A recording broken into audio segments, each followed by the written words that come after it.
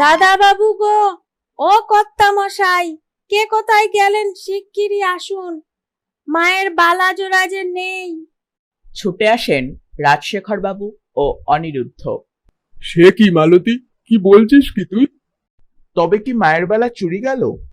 নাকি এটা তেনাদের কাজ?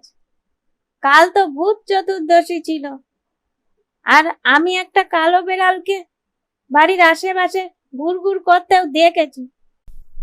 আহ মালতী, কি বলছিস কি? ওসব ভূত টুত বলে কিছু হয় না। অনি, তুই পুলিশে খবর দে তো। হ্যাঁ বাবা, আমি এক্ষুনি পুলিশে খবর দিচ্ছি। পুলিশ এসে সবটা শোনে এবং প্রাণপণ তদন্ত করে বালাজোড়া উদ্ধারের প্রতিশ্রুতি দিয়ে চলে যায়।